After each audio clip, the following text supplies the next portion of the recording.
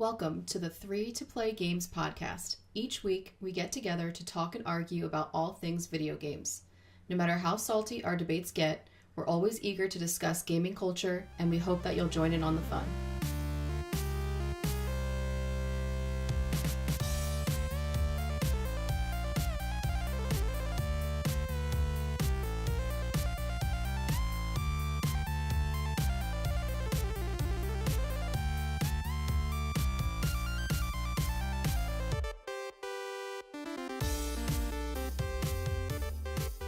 Joining me on the mic is Tom, Josh, and I'm Becca. Welcome to the podcast. Hi everybody. hey guys. Hey. Tom, what's new in the world of you? I'm still breathing somehow. My favorite movie of the year got the most Oscar nominations this year, so I'm in some kind of twisted universe where things make sense. What movie did you have picked? Shape of Water is the best movie of 2017, and it has 13 Oscar nominations this year. Okay. Wow. Okay. I haven't seen it yet, but I definitely want to. It's so good. It's the creature from the Black Lagoon, right? Yep, except this time he fucks. That's a fun sequel. Did you play anything new, Tom? Yeah, I finally started playing Rocket League. I've only played 2 matches, but they've been some of the most intense and focused things I've done in gaming recently. And every positive progress I make is yeah, and every negative mistake I make is you idiot. So I'm really into it. Looking forward to keep playing. Are you playing on the Switch? Yes. We got. Do we have friend codes? Did we do our friend codes yet? Yeah, I accepted you. Okay. I bought this last night, so we definitely have to set that up. I have 67 matches already played in the Switch version of Rocket League, and I picked that up last Tuesday. I have a problem. You have an addiction, but it has to be for an extended period of time, and you have to... Oh, wait, sorry. We did this already. Becca? Disney Emoji Blitz. What is that? I haven't played actual, video games in a while, but Josh made me join Disney Emoji Blitz, which is, a cell phone game. Kind of like Candy Crush, almost. He wanted me to join so he could get, something special. I'm trying to get a Doug emoji from Up. So I have a Doug emoji on my phone. It's like Candy Crush, Tom, where you have 60 seconds to clear out a whole bunch of stuff, and you have certain tasks that you have to do in each level.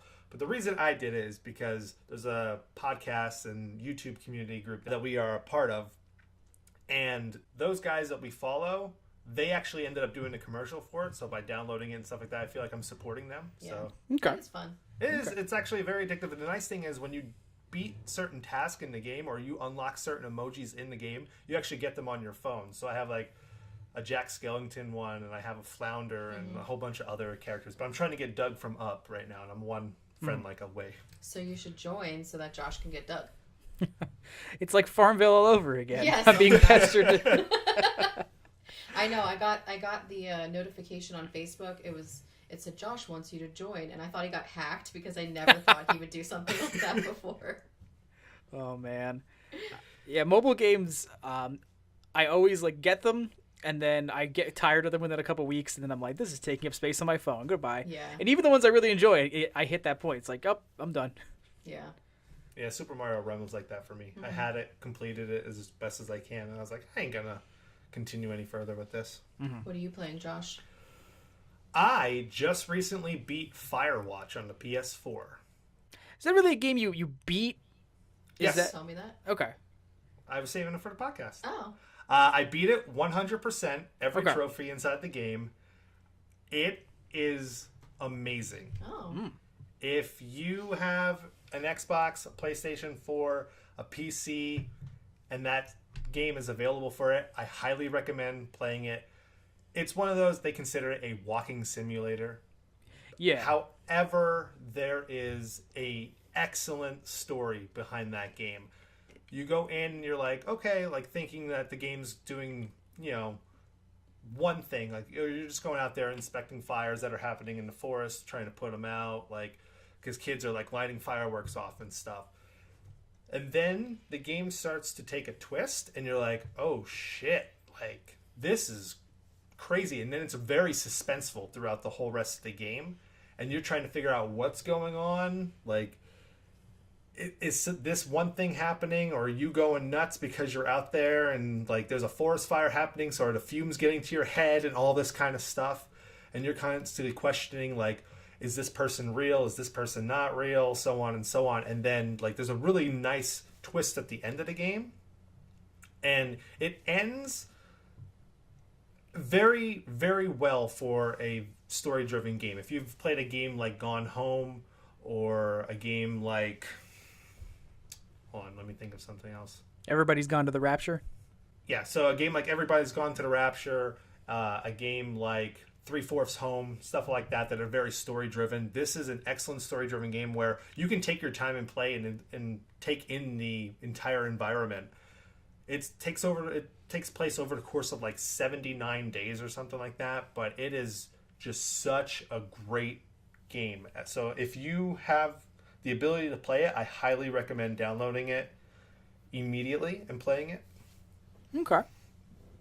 But other than that, we have been getting ready. We're in the process of moving right now. So we have cardboard boxes all over our house, which is a nice segue into our first topic, because on April 20th, we're going to have a whole bunch more cardboard in our house with Nintendo Labo coming out. So that was surprising. Yeah. I know a lot of people who, when that announcement dropped, it was like, oh, this is going to be a game. But like they specifically said, no, it's a new interactive experience. And I don't think anybody at least could have pinned it down to it being that. You know what I mean? It's very out of left field. Yes. So I saw the trailer and I liked it. Mm-hmm. I thought, this is interesting. And I understand it's for kids. It is specifically made for kids. And I know everyone's losing their minds. Well, it's just cardboard. It's just this. It's not actually doing anything. But it's just for kids. It's not really meant for us. Yeah. I think one of the best tweets that I saw when it came to it is from a comedian, Mike Drucker. Mm-hmm. He posted up and it said, Nintendo Labo is for kids and those that like kids stuff. The adult gamer. Okay, but what if I don't want it? Nintendo. It's totally fine. It's for kids. The adult gamer. Yes, but cardboard? Really? Not in my game room. Nintendo. It's for kids.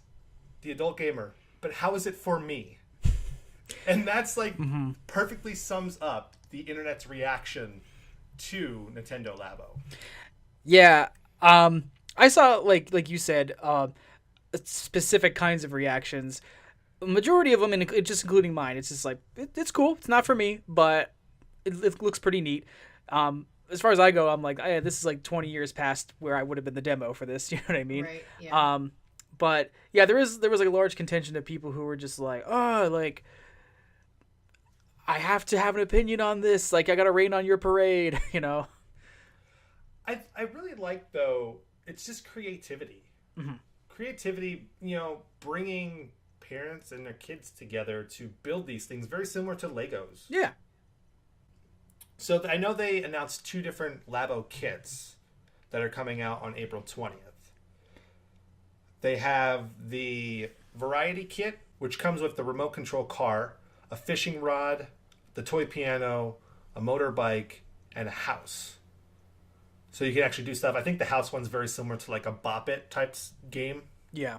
That comes with it that I saw in the trailer. And then the other one is the robot kit, which is that one the kid had it kind of like strapped all over himself. Yeah. It looked like he was in he was Hugh Jackman in that movie. Real Steel. Real Steel. So I think there's a lot of potential with this. Mm-hmm. I am very interested to see how they're going to get modded. I think that this is a game that if the modding community ever figures out how to put their own spin on it, you could see some really cool creations come out of it. because as far as I know, it's just like it's special cardboard with kind of reflective colors to interact with the infrareds on the Joy-Con. So once modders figured out how to create their own cardboard or write their own software that takes advantage of that, you can probably see some really interesting things that come out of it. Yeah.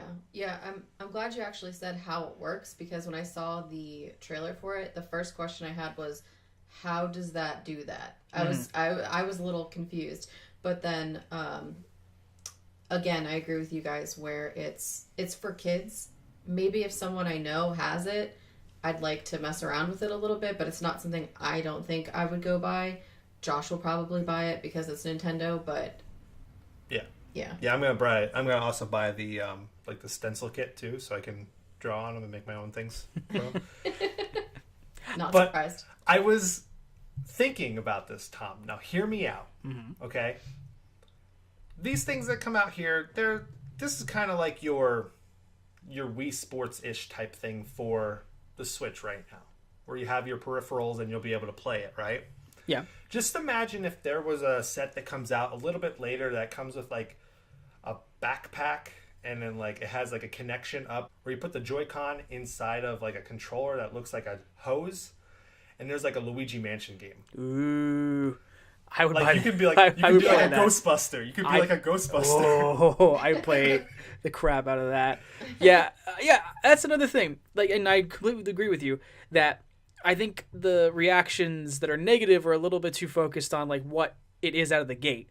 I think the concepts they have out of the gate are really cool, honestly. But we don't know what they could do to expand on it. This is just round one. They got to see how it fares in the market. You know what I mean? Right. Yeah, I'll be really interested. I don't know if I'll pick one up right at launch because I'll wait and see what the initial reaction is to it. Yeah. But I mean, I'll probably get one just to see, like, because the piano one looks really cool. Very reminiscent to the Miracle Piano that came out on the NES a billion years ago. Yeah. There's one area I honestly could see this getting popular in, and that's education. I work in a school right now, and they're always buying like little robots and stuff for kids to like learn coding, or just interactive things for kids to like appreciate media at an early age and how to code, how to design stuff like that. So if this has any purposes in terms of that, like playing with virtual interaction and stuff like that, I think this will probably make some headway into education. Yeah, I'm very interested to see where this is going. Yeah. With Labo coming out, this is like the first big peripheral for the Switch. So got me thinking about the history of peripherals and some fun things that we've had in the past, or some not so fun things that we've had in the past. So do you guys have any, peripherals that you've loved?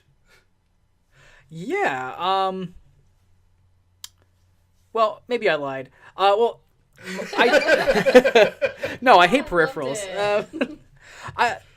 I think that there have been a couple of noteworthy ones throughout history that I could wax nostalgic about, if you guys want. What about you guys? What ones do you guys love in particular? When Josh told me what the topic was, the very first thing that came to mind, I never owned it.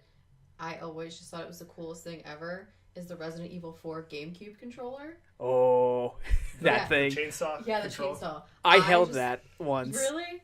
I held it. It was at the GameStop at our local mall. Used to just have it on the counter because nobody would buy it, so they just put it out for display sake. And I remember I held it once, and I was like, "How do you play? This is so uncomfortable."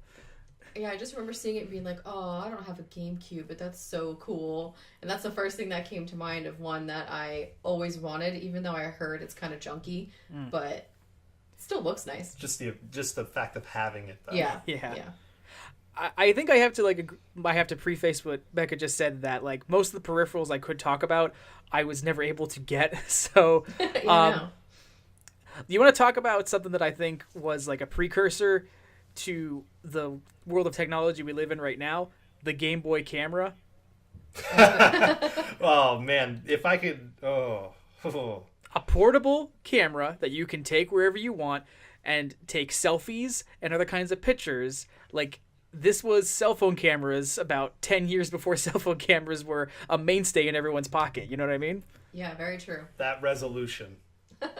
what was it, like 10p? I don't even think it was that much. Half a megapixel. I mean, when we talk about peripherals, though, I mean, the number one that comes to my mind is the Zapper for NES. Yeah. Mm-hmm. Oh, like, of course, like the of OG. course. It's like the OG one. Yeah. I think guns across the board would be the peripheral everyone would think about right away. You know what I mean? Yeah. You got like the Time Crisis light gun. What was the bazooka looking thing on the Super Nintendo called? The Super Scope. Okay. Yep. We may or may not have one of those factory sealed in our game room. You do. Yeah, we do. I think even when PlayStation Move was a thing, didn't they have guns for certain games? Yes. Yeah. Yes. There was like a little thing that you would put the controllers into that make it look. It was very similar to like the Wii, where you had like the plastic pieces that you just put the guns into. But I know right now with PlayStation VR, they're having a whole bunch of accessories for that kind of stuff too. I think the game Farpoint has a gun that would work with that as well. Okay. But a lot of my stuff that I think of like is from like the older, older years of gaming. So like Rob the Robot. I mean, it came packaged with the NES when they originally got released, and yeah, he didn't really serve a purpose other than to pick up this disc and put it on the other thing to raise and lower the platforms in Gyromite. Yeah. I was trying to think of the game. But like, it was still cool. It's like, oh, this robot is helping me play the game. Yeah. When you could just clearly do it in the game without Rob. They're pretty much a novelty, if you think like they don't. With the exception of like Guitar Hero and Rock Band.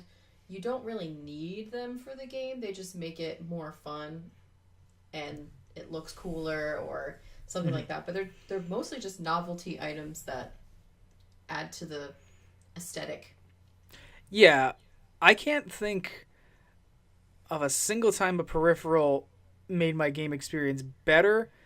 Right. But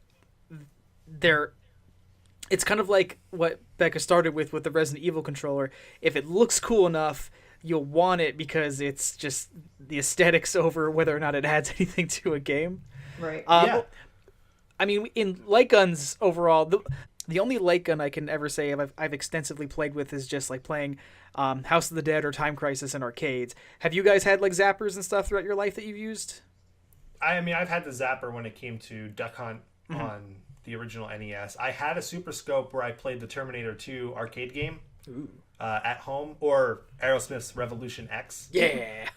I've used the Super Scope for that. The Genesis, I used the Menacer, I think it was called. It was their version of the Super Scope as well. Same premise.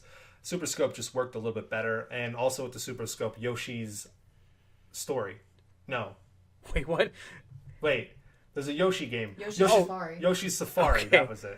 I was like, what version of Yoshi's Story have I been missing out on? No. You shoot Yoshi. Yeah, no. Yoshi's Safari is a like rail shooter. Yeah. It's super good. It's for the Super Nintendo, so it is super good. Yeah. The only one I ever owned was a DDR mat. If you want to count that. I would count that. That's actually okay. something I was going to bring up, but go ahead. Yeah, that's the only one I've ever owned. But like you, Tom, most of them I played in arcades a lot more than at home until now we have stuff. But the DDR mat was the one that I had. The foldable DDR mats were always so disappointing because it's just like they never laid completely flat. No matter what you did, and I felt like it made input difficult. And like if you wanted a good like solid one, it was a couple $100, and at that point, it's just like, why not I just go to the arcade more often, you know? Yeah. Yeah, I mean, when it comes to DDR mats, you have the power pad from the NES. Yeah. Which is pretty much the precursor to the DDR mats. Just music peripherals in general. I mean, if you guys know me, I have the Guitar Hero buttons tattooed on my forearm because I'm such a huge fan of those games. But not the new Guitar Hero guitars. We got that, and we're so excited to play together. And we started on one song, and I was like, I never want to touch this again in my life. Really? Yeah, they were awkward, and like with the old buttons, you can kind of go with the flow of the music. This one, I felt like I couldn't even keep up at all. Wow. Yeah, it's pretty rough. I'm gonna throw down a hot take. I don't know how this is gonna go over, but the Rock Band guitars were better than the Guitar Hero guitars. in terms of design, durability, and button placement. Whenever I play either of those games, I need to have a Rock Band guitar, just because they feel better. I feel like they respond better because they're like the way they curve around the entire neck, and they're not just like buttons in only one spot. You know what I mean? And how you can have the top and the bottom notes. Yeah, I mean, my problem with the Rock Band guitars, and I could go on about this forever. The Rock Band guitars, they're too rectangular. They don't have any, like, it doesn't feel like you're pressing the buttons at all. And the biggest problem that I have is the strum bar. When I play the Guitar Hero guitars, I love the click of the strum bar. So I know that I'm actually strumming and hitting a note, that it's registering what I'm doing. So if the guitar is broken, I don't know, like, if I'm strumming, is it actually picking it up, especially with these guitars being wireless? Is there a frequency error? Is the calibration off? I don't know, because I'm strumming and I can't hear the click to what's appearing on the screen. But well, you are much better at Guitar Hero than I am, so you would have higher preferences than I would. He is the Guitar Hero. He's the Guitar Hero. When it comes to peripherals, though, and I will say this peripheral that I'm going to mention right now started off as an add-on attachment and is now a part of everything in gaming, every controller that you have, which is the N64 Rumble Pack. I mean, and you talked about, you can't think of a time that a peripheral actually increased or enhanced or made your gaming better. Yeah. Think Metal Gear Solid, the execution scene. Yeah. I gotta hand it to you. Yeah, that's actually, I guess I'm so used to having it. I think just because it's such a mainstay nowadays, I forget there was a time when that was like groundbreaking, you know? Yeah. Right. I mean, that's the thing. When it came to the N64, it was an add-on piece. Now, I know the PlayStation controllers started to adapt it in there, and that's why it's not really a peripheral when it came to Metal Gear Solid, but Metal Gear Solid, I think, came out right before the Rumble Pack feature, or that was like a thing. It was like, hey, listen to what this can do. Do you guys remember the Game Gear TV attachment? Yes, where you had a antenna that would pop up on the back of your Game Gear, so you could try to get over-the-air channels. For those who don't know, over-the-air channels means there was a time where you didn't have cable. You put little pieces of metal on your TV, and if you pointed them in the right direction at the sky, God sent you channels, and and you sacrificed him extra farm animals that night, thanking him for Wheel of Fortune and Jeopardy.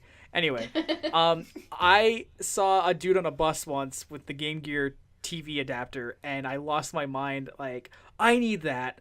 I never got it, but I think that was insane how they pulled it off at that time, you know, in the early 90s. Yeah. Just imagine how many AA batteries that drained. The Game Gear should be ashamed of itself for needing 6 AA batteries at a time to operate. To get only like 2 hours worth of gameplay? It was disgusting. So when it comes to the good parts of peripherals, we can talk about the bad side of peripherals. And Tom, you mentioned the Game Boy camera and printer. Well, we're lumping that in with the bad one already? I'm lumping it in with the bad ones. I think that's just very, very poor. I mean, yes, it's ahead of its time, but looking back on it, I mean, I have one right now. I plug it into my Game Boy, and I'm like, oh, God. I mean, the Model T is a piece of crap car in comparison nowadays, but, you know, it's still the Model T. So, what do you guys think are some of the bad peripherals that were released? Most of every single, like, egregious Walmart little bundle pack of, like, hunting accessories or sports accessories that came out of the Wii. Basically anything that was a peripheral for Wiimotes, I would say, were terrible. Yeah. I haven't met a good steering wheel either. Yeah. For anything. That's actually a really good... Yeah. The closest I've ever come to one is for the Wii when they came bundled with Mario Kart. Nah, I never got enough kind of like positive feedback from those when I did use them. It was always just like, can I have a GameCube controller, please? See, what what I liked about it though was you put the controller inside there, and you could like use it as a regular driving. If you had to play, of course, to be accurate with it on a low CC, you couldn't do like 150 or anything. But I liked the trigger button in the back, so you always had the ability to like fire your weapons and stuff when you're playing through. I think that's the closest though to like a good steering controller. I just don't like Wiimotes, like at all, unless I'm playing Wii Bowling or any of those like Wii Sports stuff. I refuse to ever play a game with a Wiimote. Do you guys know about the speedboard? What's that? The speedboard was a piece of plastic that came out with around the time of the NES. It was a piece of plastic that had a cutout for an NES controller to fit right inside of it. And it would help you play certain games where you had to tap A and B back and forth. So all it did was just hold the controller down so you could tap A and B with your fingers with really two fingers fast. Instead of one. That was it. And it was like $20-$30 when it came out. Back in the 80s. That's ridiculous. One that I would only know by reputation would be the skateboard peripheral for Tony Hawk's Skate. Or Tony Hawk's so bad. Something. It's Tony Hawk Ride. Tony Hawk Ride. Yeah, have you guys experienced that? It is so bad. It is. Oh my god, it is so bad. Oof. It is. Yeah. That was. Oh, I can't. I gave him PTSD by talking about that. Did nobody bring up the Power Glove yet? Not yet. I heard it's so bad. I don't know. I've never used it, but that's another one I think of, like, top 3 come to mind peripherals is the Power Glove, but that's probably just because of the pop culture references and its popularity. I mean, the Power Glove looks so cool. Yeah, it does. Like, it just looks awesome. Mm-hmm. And now, when the Power Glove came out, they also had the U-Force, which was a way that it was a thing that it was using mirrors and like RF like signals that you could actually control the games using your hands. Oh. It's really weird. On the YouTube video, I'll post a picture up of it. Okay. It's pretty cool, but it never worked just the same way as the Power Glove. Did you guys ever see the Cyber Bike? No. It's an exercising bike that came out for the Wii. Really? Yes. I'm not surprised to hear something came out for the Wii. It's like... Did you hear about the butter churner that came out for the Wii? It's like, yes, I believe that happened. Yeah, it's a exercising bike that went with a game that came out for the Wii. I think when they were originally released, they were released on Amazon and QVC. Mm-hmm. Oh, that says a lot. So they're extremely rare. Ooh. Extremely rare in the Wii markets. The Wii Fit board, that's a pretty notable one. My roommate used it. You never used it? My roommate in college got it. He got Wii Fit because he bought everything Nintendo related. And I remember the first night that we got that, where we were trying to see how much like weight it could detect. At one point, I stood on it and then I put my friend Nick on my shoulders, F5 Brock Lesnar style, to see if it could like accurately calculate the weight of both of us. And I got like an obese rating back. It was like, oh my, like you have a lot of weight to lose. I've used it before for like the exercise stuff, but it didn't stick. It was iffy. Like it didn't read everything properly. Mm-hmm. Yeah, I could say there were some accuracy issues with it. Was there any peripherals that you guys, like, when you saw it in the stores, you wanted it? I know you mentioned the Resident Evil controllers, but was there any other ones you saw and you're like, oh my god, I need to have that, and just never could afford it? Or I only have one, and it's not that I've seen it, I'm just aware of it. Are you familiar with an Xbox game called Steel Battalion?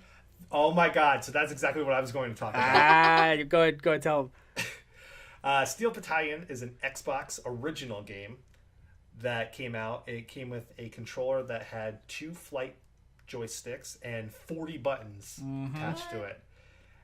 It retailed at $200, and I always wanted it. And for the longest time, me and Becca would go to a thrift store, and they always had it there, complete in the box. Why? And I was like, I need it, but the person had like a $400 price tag on it. I'm like, I can't Yeah. I don't need it that bad. Oh, I know what you're talking about now.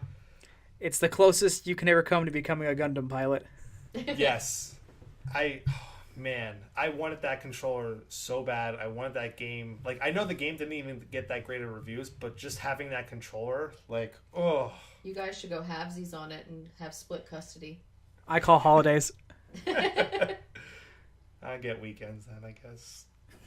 He loves me more. How about you? Anything?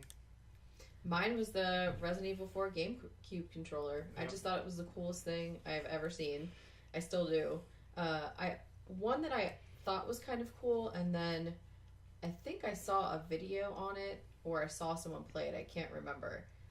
The Sega Activator. What's that? Okay. Yeah. So those of you who don't know, do you know? Yeah, go ahead. Okay.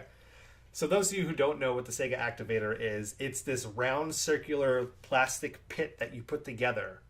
And it's like the first version of the Kinect. Yeah, you have to stand inside of it and move around, and it's supposed to go with the game. Like you said, like a Kinect. You could use it for Mortal Kombat and stuff like that for the Genesis. So many foots going through TVs.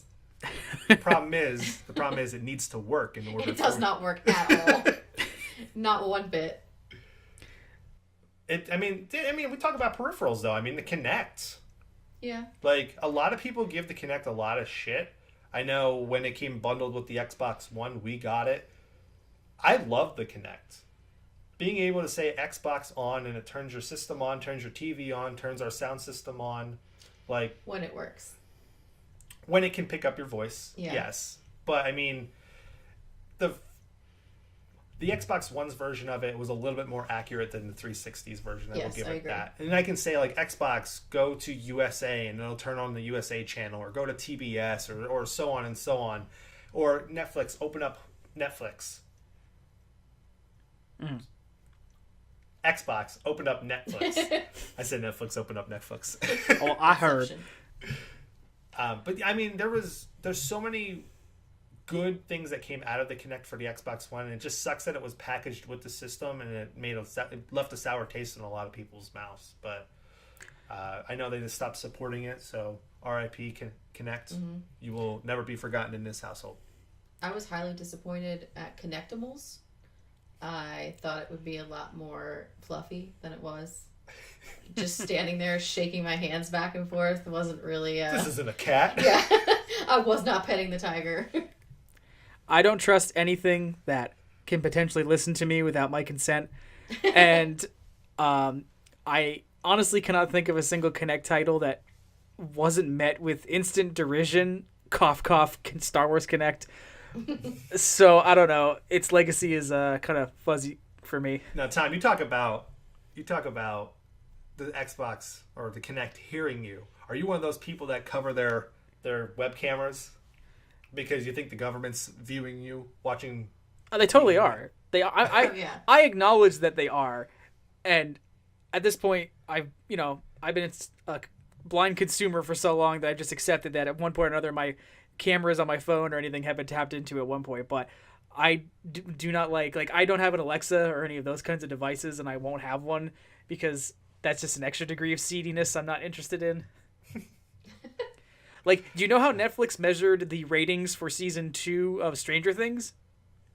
No, how? They used data that they bought from cell phone companies. Basically, they had cell phone companies turn on the speakers in the phone periodically, and they determined if the phone could hear Stranger Things in a room, they were like, okay, that's a view. Like, that's audiences watching.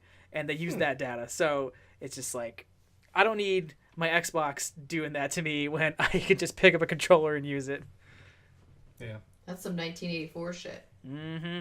And speaking of Stranger Things, season 2, right? We were talking about season 2? Yeah. Remember that part where they're in the arcade? Yeah. It goes right back to our previous top 3 where there was video games in pop culture. Yep. Dragon's Lair, the great Don Bluth game. I love Dragon's Lair. Space Ace was great too. Like, those are 2 great games. I'm only aware of Space Ace through like internet videos and stuff, but if it's got Don Bluth's involvement, it's a treasure.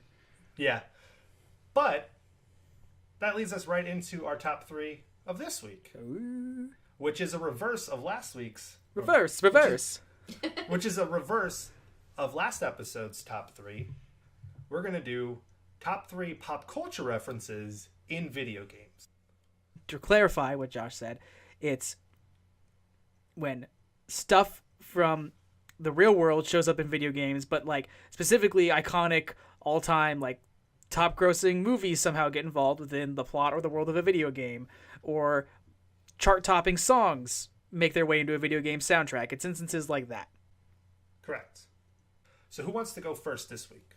I went last previously, and it caused me to have to alter my list to not look like I was a copycat. So I demand to go first so I can look cool and original. Tom volunteers as tribute. Yeah, I'm J-Law. All right, Tom, take it away. Okay, so my top 3. Number 3, Drew Carey in The Sims. For people who don't know, because sadly I don't think anybody remembers this show, comedian Drew Carey, who's currently the host of The Price is Right, had his own network sitcom on ABC in the 90s through the early 2000s. And I enjoyed it a lot. I thought it was a pretty good show. It was a great show. And at the height of the show's popularity, The Sims, which was also blowing up at the time, the original incarnation of The Sims, that is, released an expansion where Drew Carey became a non-playable character in the game who would come to parties that your character hosted.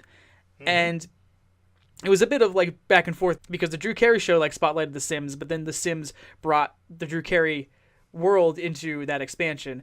And I thought that was pretty cool just because I was a fan of Carey's work and the show. So that was like my soft entry for number 3. Man, as soon as you mentioned that, I was like, oh my God. I went automatically right back to it was Sims House Party, I think it was. Yeah, that's the expansion. And I was like, oh my God. I was like, I completely forgot about that. Him showing up to you. I knew someone showed up to your parties, but I completely forgot out of all people it was Drew Carey. So my number 2 is the use of contemporary, or even shouldn't call it contemporary, the use of music remixed or repurposed within the world of BioShock Infinite.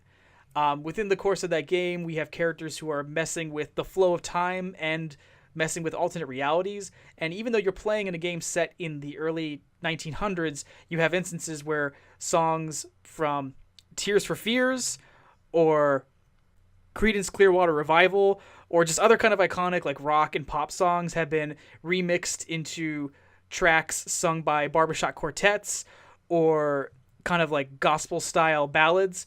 So if you just go through that soundtrack and listen to any of the covers they did for storyline purposes within that game, there's some really great tracks in that. Yeah, I know one that always comes to mind, and I actually have it on my phone because I love the version of it, is the barbershop quartet version of Beach Boys' God Only Knows. It's so great. Mm-hmm. It is such a good version of the song. And you mentioned Tears for Fears. I know there's a part where there's a jukebox that's playing Girls Just Want to Have Fun, but it's like a jukebox version of it. Yep. Very. I mean, there's a lot of like subtle references inside that game, which I give that major props to. Yeah, the music is awesome in that. Mm-hmm. And like I said, it's got this great little storyline purpose within it where one of the evil masterminds of the game who is responsible for messing with the alternate realities, he's specifically taking iconic pop songs and just bringing them back to the 1900s and releasing them as tracks back then to make money. So it's somebody looking into the future and saying, this is popular, I'm going to do it first. So which is actually like an ingenious idea. Mm-hmm. Hey, this person's going to make a lot of money from this song.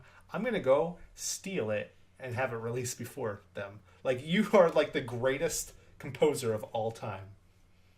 If time travel were real, I guarantee you that's what 90% of it would be used for. I'm going to go and I'm going to write the script for Titanic before James Cameron can, and boom, you know.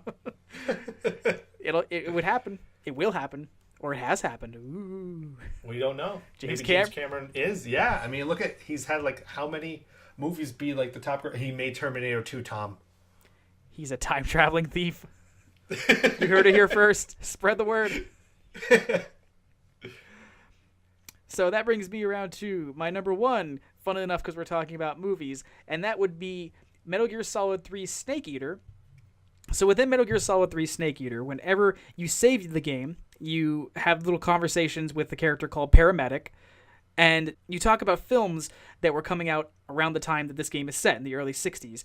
And Paramedic is basically this giant movie nerd, a giant cinephile, who likes recommending all these movies to Snake, and they had these cool little conversations about like the impact of the movie at the time, and kind of just a little like implied, like, imagine how this movie's going to be viewed in the future. Like, what kind of reaction do you think people will have? They talk about like Godzilla and its impact and importance to Japanese culture. They talk about, Josh, your favorite, the creature from the Black Lagoon, and the kind of like special effects that they use within that movie. They talk about Dr. Strangelove, which is important in terms of Snake Eater's exploration of the conflict between America and Russia. So it's a really cool way for Kojima to just kind of like express his love of movies and make the pop culture of the time relevant to the story of Snake Eater. Now, with that, how many references are in those save things? Is there a lot that get repeated? So they reference around 40 movies within the save sequence. So you can, it takes a while for it to potentially refresh. Okay, that's awesome. Yeah. So Becca, you want to go ahead with your list? Sure. So my number 3 is from Grand Theft Auto Vice City, and all of the Scarface references in the whole game. Pretty much the mansion, the nightclub, the suits, the Hawaiian shirts, it was all really reminiscent of Scarface, but obviously the best part is the room with the briefcase full of cash, and then in the bathroom, there's a bloodstained bathroom and a chainsaw that you can actually pick up and use throughout the game. Mm-hmm. I think that's super awesome as a Scarface fan and a GTA fan. I love that they brought those two worlds together because they're so perfect for each other. Yeah. Vice City was like an 80s nostalgic just blast of everything. You had Scarface, you had Miami Vice, you had everything, even from the hair metal, you know, because it took place in Miami, and and they also had a little bit of the Sunset Strip and stuff like that added until once you got to Love Fist. Yeah. So that's my number 3. Mm-hmm. My number 2 comes from Half-Life 2, and it's all the Lost references. So the Dharma logo, the numbers on the computer screen, there's books that say Lost Books on them, just all the little things that were put in there. It wasn't a huge nod to Lost, but as a fan, you really noticed it, and it was like, oh, that's so cool that they put that in there. And so that makes it my number 2. And my number 1 by default of all of the references comes from, obviously, World of Warcraft. They reference other video games like BioShock and Battletoads and Kingdom Hearts, to name a few. But some of the pop culture references that they have, which are my favorite, in some of the newer expansions, they reference True Detective and Game of Thrones. Oh. They have a Justin Timberlake character. There's after Robin Williams passed away, they put a character in there for him because he actually used to play World of Warcraft a lot. Yeah, which is really kind of cool. They have Jaws reference. I believe there's a quest and it's called Dun, which is kind of cool. They have a Point Break one where it's Sky Captain Swayze and Keanu Reeves are the two characters that you have to talk to. They reference The Princess Bride, Indiana Jones, Star Wars is all over the place. There's a reference to Han Solo by a quest called Don't Get Cocky Kid. There's Lord of the Rings. I mean, I could go on forever. They reference TV shows like Futurama. There's a quest called Elemental Goo and Nibbler No. So I just give major props to WoW for staying relevant through all of the years. And every expansion, there's a new character, there's a new quest, there's a new town that references something, and it just keeps it fun and keeps it fresh. And it makes you laugh once you figure it out, because some of them you don't get right away. You're like, why does this name sound familiar? And then you see what the quest is and you're like, oh my god, it's Harrison Ford or something like that. But yeah, WoW is my number one because of all the awesome stuff that they put in there. That's so neat. That's really, really cool. I knew about the Robin Williams one, which I thought was really touching, but the rest, to hear about the rest, that's so neat. One of the best ones is a video game related one. It references the Duke Nukem. His name is, it's Book Ukum, and he's a monkey. Like, he's like a big gorilla. So that one was kind of funny too. Nice. I think when it comes to references in WoW, like, WoW is the video game version of South Park when it comes to references and comes to staying relevant. Where if it's something that's in pop culture, it's going to be referenced in it all the time. Like, if there's something new coming out, like, they're going to be the ones that are going to put it into their game because WoW's ever expanding. Yeah. South Park's made in 7 days. Like, yeah. Another one is they reference Bartleby from Dogma, Ben Affleck's character. He is wearing like the crop top, and I think he has wings too, right? Yeah. Yeah. And he's drinking, and he's in an inn, and he's drunk, and it's really funny. And his name is probably an offshoot of Bartleby, but I like that one too. That's really nice. Cool. Josh, would you like to give us your list? Sure. Mine isn't going to be probably as detailed and awesome as your guys' list, but I got some three pretty decent ones in here. I'm going to start with Doom 2016. If you ever play it and you're in the second level, jump into the lava. Like any lava? Any lava. Oh, I get where you're because going. you're going to die.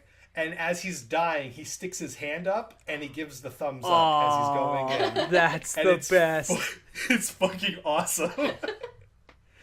It is so good. And when I saw it, I was like, I just want to keep doing this right now. Like, did you know about that when you did it, no, or it happened? No, and... I went to do a jump and I missed and I fell in. And I'm like, oh crap, I can't get out. And it's just like, you just see him start to slowly go down, and it's just his hand. Like, he looks up at his hand, and it curls into the thumbs up as it goes into the lava. That's great. It is so good. Yeah. I mean, as a huge Terminator 2 fan, and a Doom fan at the same time, putting those two together was excellent. Number 2 on my list is from Telltale's Borderlands. Oh, yeah. Towards the end of the game, there's a pre-boss fight in the game where you guys are going and assembling all these robots together, and 5 characters get inside this one robot together, and they all are in one giant cockpit together, like making like little like quips and stuff like that back and forth with each other, and it's very, very Power Rangers. Like, you're in a giant robot getting ready to fight another giant robot, and the whole way that it's filmed and shot, it's like the end fight of a Power Rangers episode. Nice.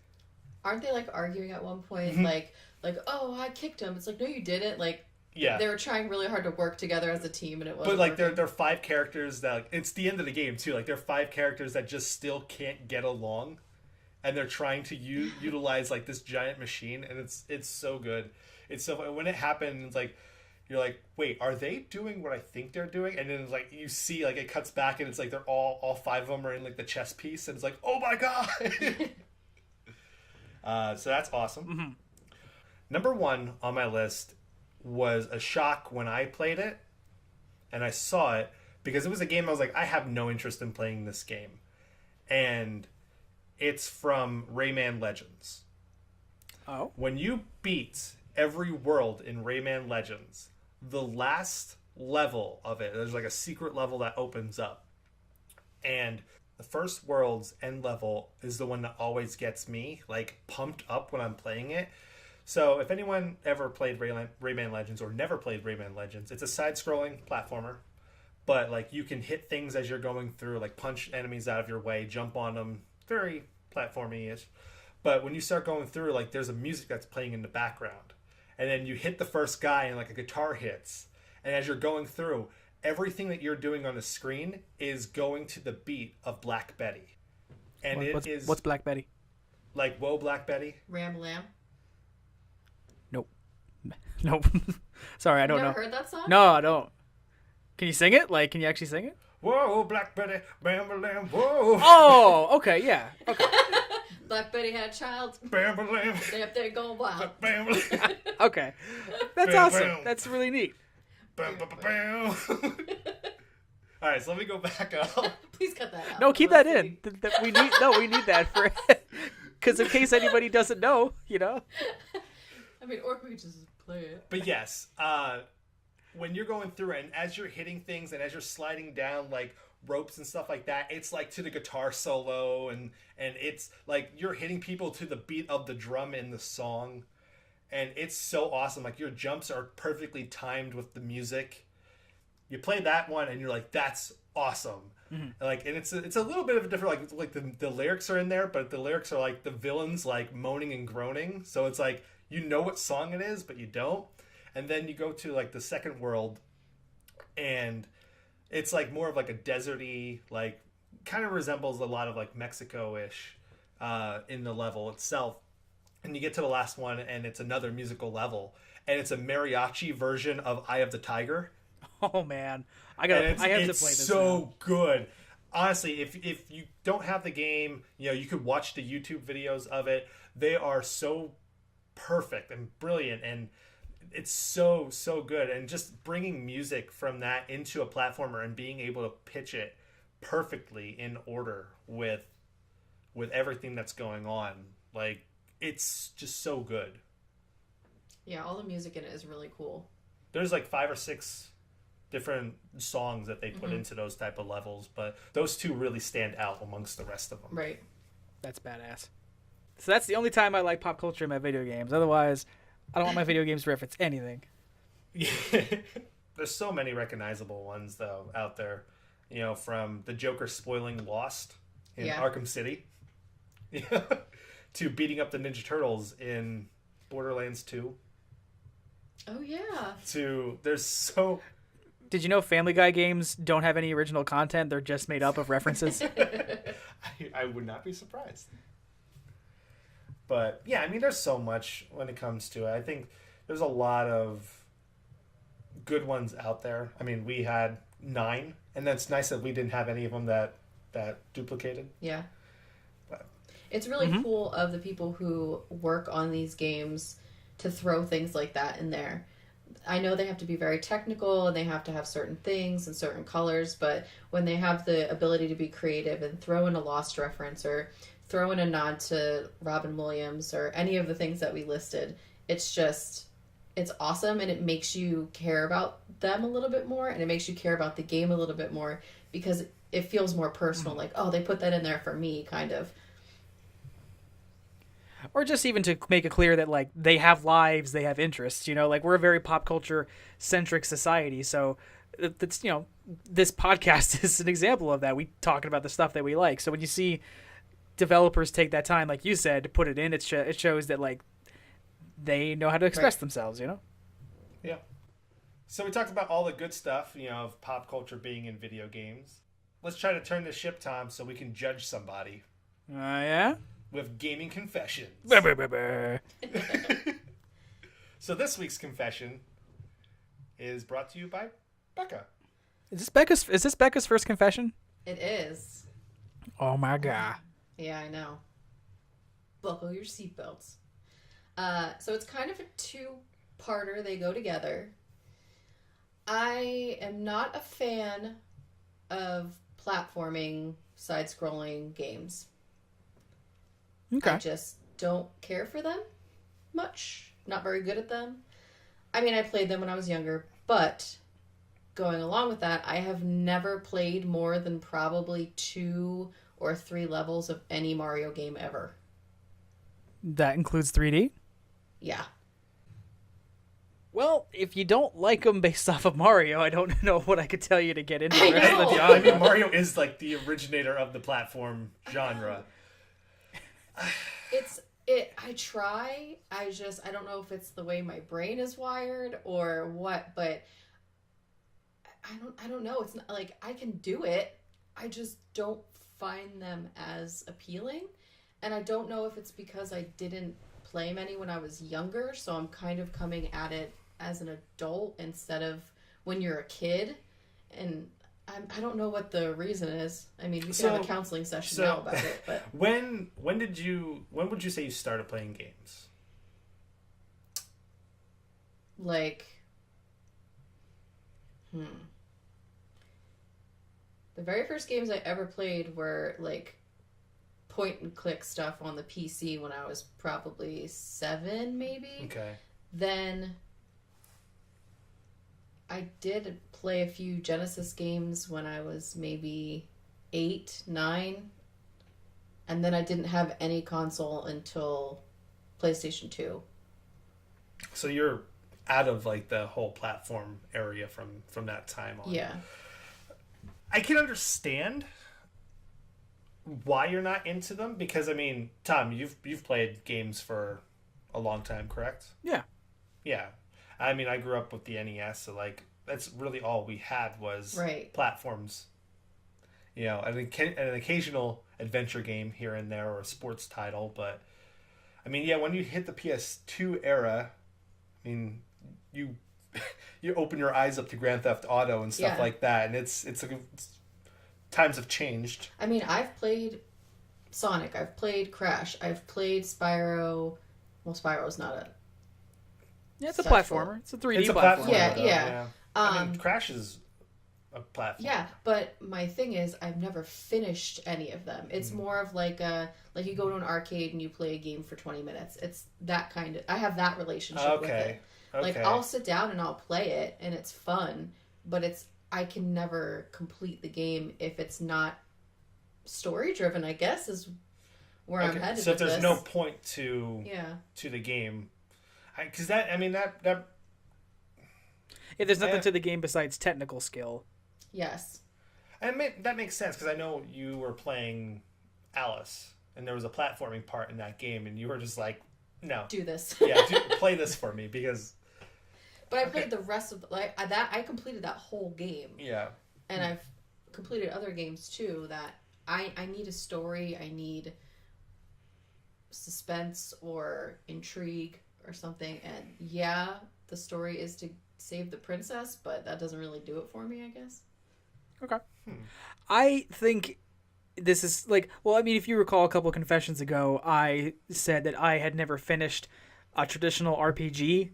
Or like, you know, it's kind of JRPG, because I get lost or just impatient with the mechanics. So I can understand what you're saying. Like, there's just certain genres that don't hold appeal to people just based on personal tastes or, patience levels. My girlfriend doesn't like playing first-person games. Even if they're not first-person shooters, she doesn't like first-person games. She just doesn't have the interest level to keep into it. You know what I mean? So I think just everybody has their thresholds, you know? Yeah, RTSs are really mine. Yeah? We've had real-time strategy games. Yeah. I cannot... I played Halo Wars, I beat Halo Wars, and I was like, meh. And that's like an entry-level one, I heard. I know. Like, I beat it, I was like, okay, but then, like, you go into, like, Command and Conquer or Red Alert or any of those type of things, and just... Yeah. But it's weird, because platformers are, like, the OG of games. Like, your big franchises... Mm-hmm. Like, I mean, Mario, Donkey Kong Country, Crash. I think Sonic. if I would have been introduced to video games a lot younger, or when I was a lot younger than when I first was introduced to video games, I might have a different feeling towards them. But I have no siblings. My parents didn't play video games. I didn't see it until I was introduced to it. So I think that might have something to do with it too. But... I think it matters, Becca, that you mentioned the era that you got into video games during, because that was around the time that the platform genre saw a bit of a fall. It started off, 2D platforming was big when 2D games were kind of the only means of the medium. And then we got into 3D platforming, but only a couple titles really managed to make that work. And as a result, because of how many were bombs, the whole genre took a hit.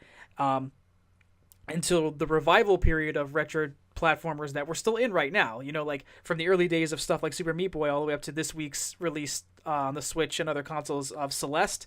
If you weren't into the genre when you started, it's just kind of because the genre wasn't really at a high point when you got into it. Right. So I could see how you wouldn't have explored it. Yeah, true. Yeah, I mean, because what we think about, Tom, I mean, that time frame of the PS2 era, there was so much more out there that, I mean, we were burnt out of platformers. Yeah. I know I love platformers. I just, I go back and we'll still play Mario 1, Mario 3, and Mario World over and over again because they're just perfect platforming games. And I just, that muscle memory and the hand-eye coordination and stuff. But, like, yeah, if your first real dive into is that PS2 era, I mean, look what you have. You have God of War. You have all the GTA games and like Shadows of the Colossus and stuff like that. These are on a completely different world than Spyro and Crash and stuff like that. But I mean, the closest thing you had in that era that was like a big name platformer was the Prince of Persia series, and that wasn't even crazy. Well, thanks for not being too mean to me. No, that's... How dare you have an opinion? You're wrong and you should feel bad. Get off this podcast. Can you put the Charlie Brown music in there? I can't contrive any ridiculous add-ons to this podcast, so you want to just call it right now, guys? Yeah, let's send it on out. Alrighty. Well, gentlemen, that's all for this week. Thanks for listening. You can find 3-to-Play games on iTunes, Stitcher, SoundCloud, and YouTube. Be sure to subscribe and leave a review and tell us what you think of the show. You can also join the discussion by sharing your own top lists and confessions. And most importantly, you'll be the first to know when new episodes drop. And until our next episode, this has been Tom, Josh, and I'm Becca. and remember, the government is totally watching you masturbate through your Kinect.